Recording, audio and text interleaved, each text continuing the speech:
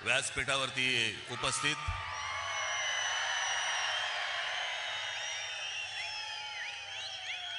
शिवसेना पक्षप्रमुख श्री उद्धव ठाकरे,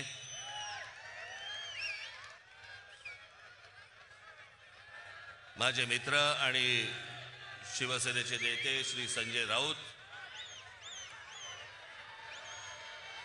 इतर सर्व मान्यवर आणि मागे बसलेले सर्व आपले भावी नाशिकचे सर्व नगरसेवक,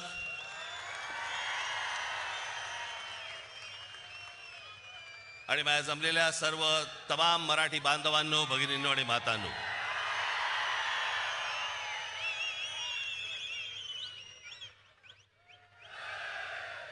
मी तुम्हाला सर्वांना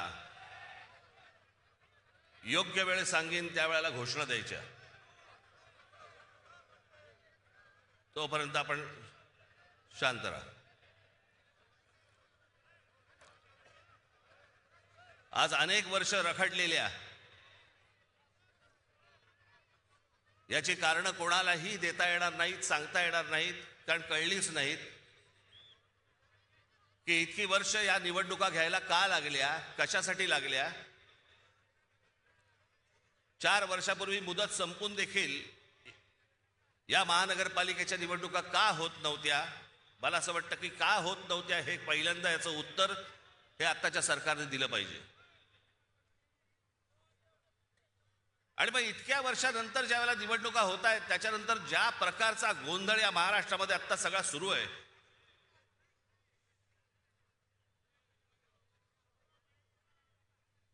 कोण कुठे चाललंय, कोण काय चाललंय, म्हणजे मी मागे एकदा मी म्हटलं होतं ना, इतका चुकीचा कॅरम फुटलाय ना की कोणाच्या सवट्या कोणाच्या भोगात आहेत तेच कळत नाही.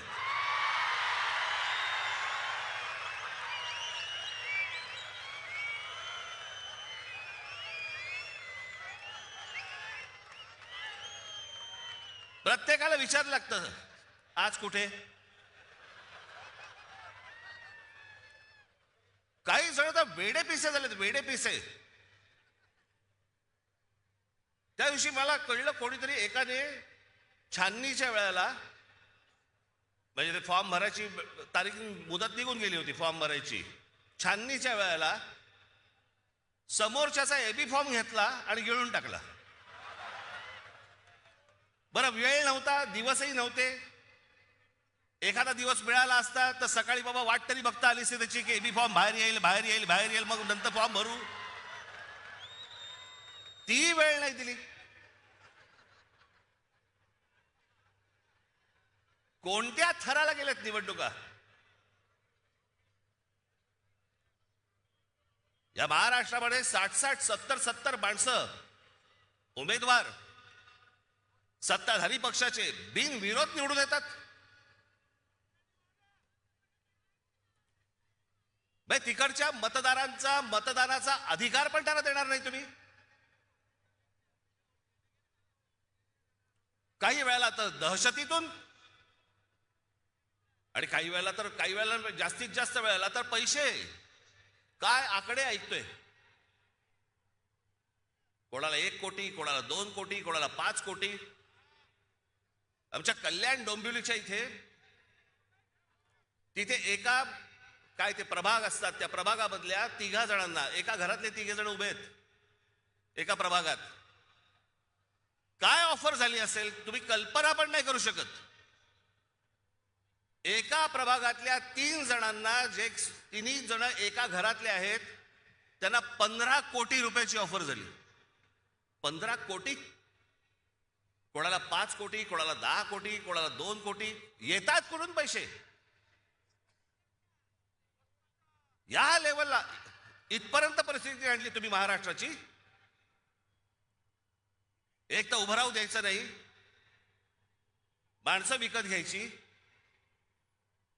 भीती घालायची, दहशत निर्माण करायची, आणि अशा वातावरणामध्ये तुम्ही निवडणुका घ्यायला बघताय. मला समजलंच नाही या इथे नाशिकमध्ये पण भारतीय जनता पक्ष, अहो तुमच्याकडे माणसं होती ना, जुनी काम करणारी माणसं होती ना.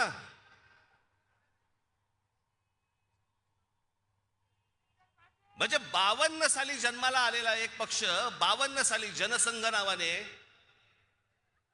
त्यांना 2026ला पोरं भाड्याने घ्यावी लागतात.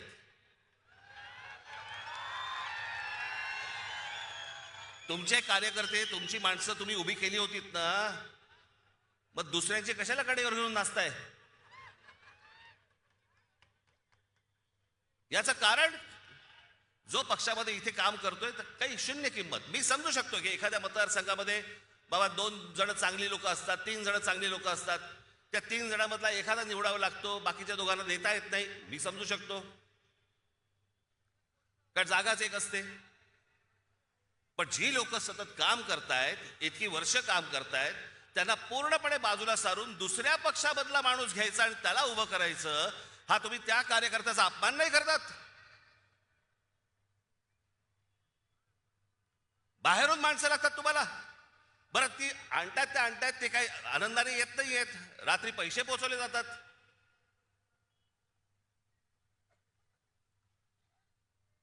म्हणजे आमचे मित्र आता संजय राऊत आता म्हणाले तपोवनातली झाडं इथे त्यांना छटायची आहेत त्या महाजनना.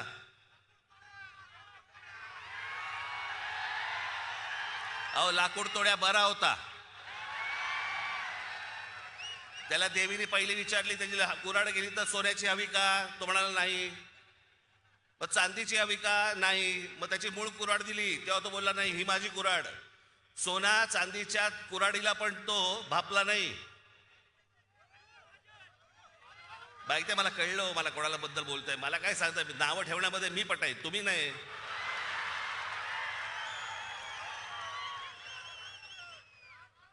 पण झाडं पण छाटायची ना, पण झाडं छाटायच्या अगोदर स्वतःच्या पक्षामधले कार्यकर्ते छाटले. या पक्षामधली लोक छाटली पहिली, बाहेरून झाडं मागवली आणि ती आता पक्षात लावतायत.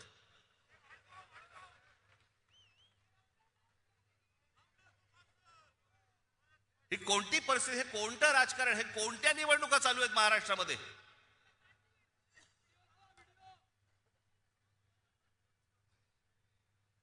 दोन 2012 साली ज्यावेळेला इथे सत्ता आली, 17 साली इथे फडणवीस आले आणि म्हणाले मी नाशिक मी दत्तक घेतो.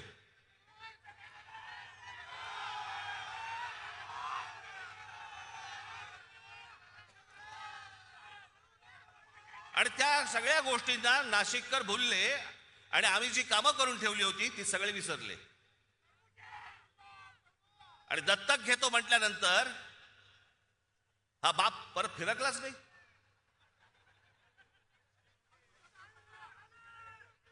काय काय गोष्टी करतो म्हणून सांगितल्या होत्या, कोणत्या कोणत्या गोष्टी करतो म्हणून सांगितल्या होत्या.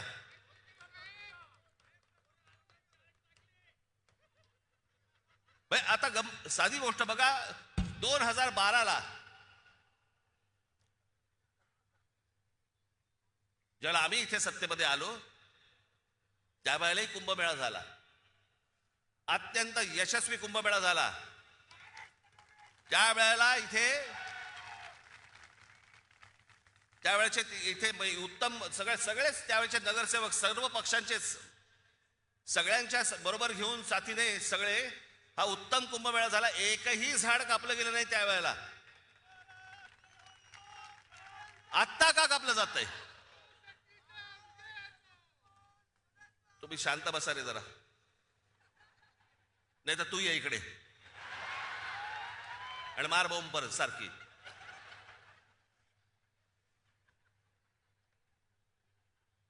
एकही झाड कापलं नाही त्यावेळेला. उत्तम सुंदर चांगल्या पद्धतीने सगळे जेवढे साधू संत आले होते त्या सगळ्यांनी सांगितलं की उत्तम कुंभमेळा झाला. त्यावेळेला प्रशासकांचा आणि ज्यावेळेला जे नगरसेवक होते त्यांचा सत्कार झाला. बॉस्टनमध्ये पण सत्कार झाला त्यांचा, अमेरिकेत इथेही सत्कार झाले की उत्तम रीतीने कुंभमेळा हाताळला गेला. मग आता काय चालू आहे?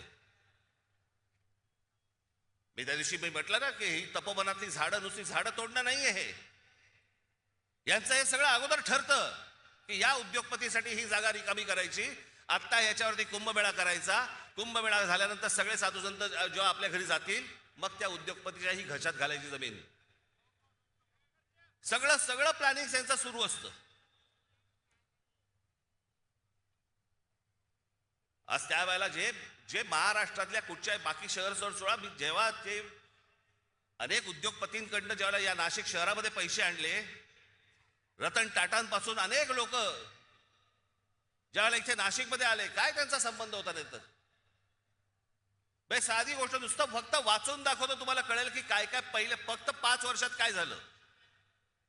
आज नाशिक शहराला मुकणे धरणापासून आपण त्यावेळेला पाईपलाईन आणली. नाशिकच्या पाण्याचा पुढच्या साधारणपणे 50-60 वर्षाचा पाण्याचा प्रश्न संपवून टाकला. हे 5 वर्षात केलेले आहे. त्याच्यानंतर जीपीएस त्याला लावलेले सगळ्या महानगरपालिकेच्या ऑफिसमध्ये माणसं असायची. घंटा गाड्या सुरू केल्या.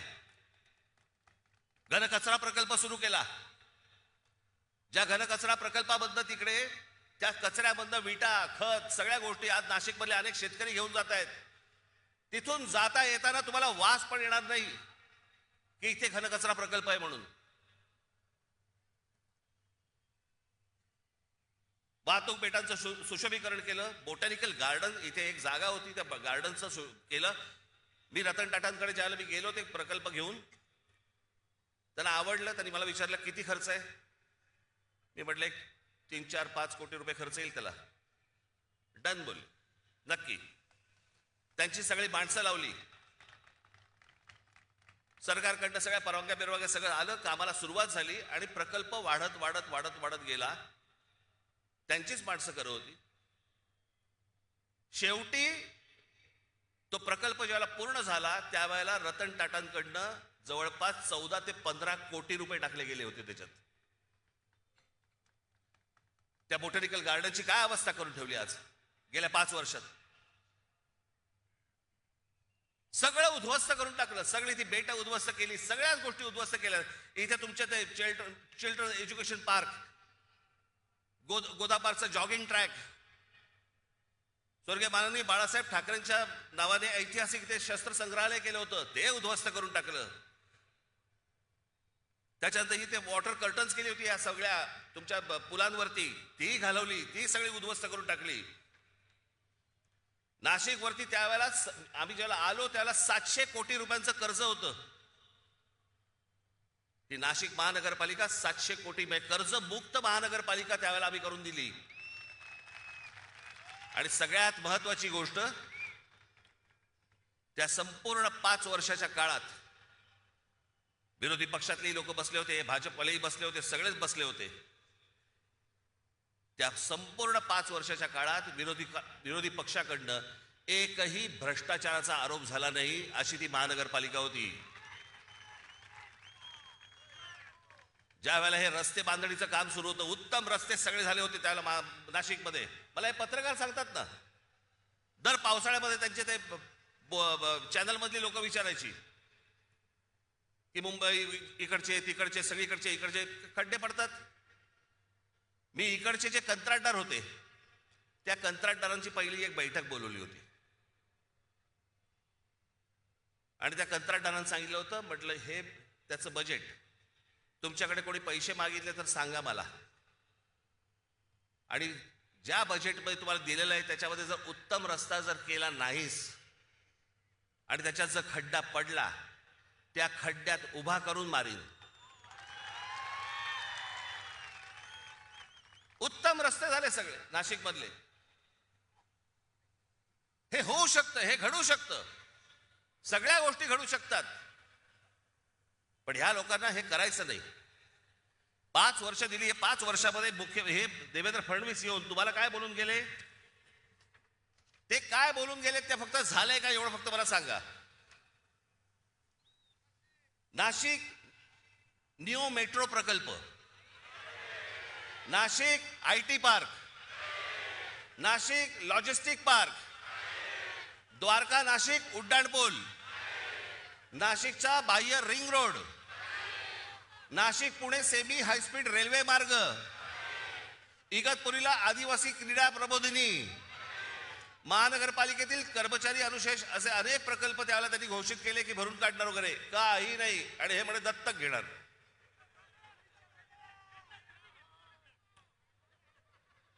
याला कामं नाही करायचे. धर्माच्या नावावरती, जातीच्या नावावरती फक्त तुम्हाला भुलवायचं. आज अनेक महिला इथे आलेल्या आहेत. ती ह्याची योजना आणली, काय ती लाडकी बहिणी योजना. लाडक्या बहिणी योजनेबद्दल 1,500 रुपये दिले. महागाई किती वाढली हो. हा, ते 1,500 रुपये तुमचे 15 दिवसात निघून गेले. साधा सिलेंडर 1,000 रुपये आहे. कुठे टिकणार आहेत 1,500 रुपये. मला आपल्याला फक्त एवढंच सांगायचंय, पुढच्या ज्या पिढ्या असतील, आज तुमची मुलं असतील, आज अनेक या महाराष्ट्रामधले अनेक उमेदवार आहेत किंवा अनेक लोक आहेत, त्यांची मुलं काय विचार करतील. काय आमच्या भवितव्याकडे आमच्याकडे कोणी बघितलं नाही का. आमचा बाप विकला गेला. आमच्या आईने पैसे घेतले आणि आमच्याकडे पुढे भविष्य जे आहे आमचं, हे काही घडलंच नाही. आमची शहरं चांगली घडलीच नाहीत. शहरात राहण्यासारखं काहीच नाही. आज अनेक मुलं इथे, अनेक मुली, तरुण तरुणी आहेत महाराष्ट्रामध्ये आहेत, देशामध्ये आहेत. का परदेशी जातात हो. कशासाठी परदेशी जात आहेत. शिक्षण तर इथेही मिळू शकतं, कदाचित नोकरीही इथे मिळू शकते, पण जात आहेत कशासाठी. सभोवतालचं वातावरण सगळं बकाल. रस्त्याला चांगले फुटपाथ नाहीत. ट्रॅफिक वाढलाय, रहदारी सगळीकडे. कशाला काही आटोक्यातच नाहीये काही गोष्टी. अशा लोकांच्या हातामध्ये तुम्ही शहरं देणार आहात. मला खरंच 2017 साली मला इतकं वाईट वाटलं की अरे म्हटलं, एवढ्या सगळी माणसं मी त्यावेळेला आणली. आनंद महिंद्रापासून, रतन टाटांपासून, सगळे अंबानींपासून सगळी लोक इथे मी आणली, जी कधी कुठच्या शहरामध्ये गेली नाही, ती ह्या सगळ्या शहरामध्ये आणली. एवढे सगळे प्रकल्प, एवढ्या सगळ्या गोष्टी उभ्या केल्या आणि उभ्या केल्यानंतर पाहायला काय मला मिळालं. पराभव. आणि ज्या लोकांनी काहीच नाही केलं गेल्या 5 वर्षामध्ये, त्यांच्या भूलथापांना बळी पडलात. आजही हेच चालू आहे त्यांचं. पैसे वाटायचे, बाकीच्या सगळ्या गोष्टी करायच्या, बोगस वोटिंग करायचं, घराघरात जाऊन पैसे वाटायचे. आज पैसे घ्यालो, किती दिवस टिकणार तुमच्याकडे, किती दिवस राहणार आहेत. पण तेवढ्याशा एका किमतीसाठी आपण अख्खं शहर दावडीला बांधतो आहोत. आपल्या चिल्ल्या पिल्ल्यांचं भवितव्य आपण दावडीला बांधतो आहोत. याचाही आपल्याला विसर पडला. कशासाठी निवडणुका लढवायच्या मग. राजकारण हा आणि निवडणुका हा काय नुसता खेळ बनवून ठेवला का आपण. पैसे घ्यायचे आणि मतदान करायचं आणि मग 5 वर्ष बोंबलत राहायचं की ह्यांनी काही नाही केलं, ह्यांनी असंच केलं, ह्यांनी तसंच केलं, हे खोटं बोलले. परत 5 वर्षांनंतर परत येणार, हे पैसे वाटणार. हाच खेळ खेळायचा असेल तर खेळा बाबा तुम्ही. तुम्हाला उत्तम शहर घडवायचं असेल, उत्तम भवितव्य घडवायचं असेल, आपल्या चिल्ल्या पिल्ल्यांचं देखील त्यांना असं वाटलं पाहिजे की या शहरात राहावं असं जर वाटत असेल, आज मी तुम्हाला सांगतोय, आज शिवसेना आणि महाराष्ट्र नवनिर्माण सेनेच्या हातामध्ये तुम्ही आज सत्ता देऊन बघा. तुम्हाला नाशिकमध्ये पुन्हा चमत्कार घडवल्याशिवाय मी राहणार नाही. हे सगळे इथे बसलेले सगळे जे आज उमेदवार आहेत, उद्याचे सगळे नगरसेवक असतील, पण सगळेजण तुम्ही जर ताकदीने आज उभे राहिलात आमच्या पाठीशी आणि बाकीच्या जप्पे काढत लात घातलीत, तो समोर बोर्ड दिसतोय मला तिकडे क्रिकेटचा, त्याच्यावर लिहिले टोटल. शिवसेना आणि महाराष्ट्र नवनिर्माण सेना यांचे नगरसेवक किती निवडून येणार, मला तिकडे 100चा आकडा पाहिजे मला त्या बोर्डावरती.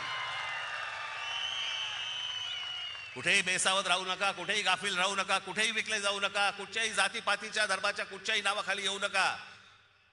हे शहर उत्तम करायचंय, सुदृढ करायचंय, सुंदर करायचंय, चांगलं करायचंय, येणाऱ्या पिढ्यांच्या भवितव्यासाठी चांगलं करायचंय.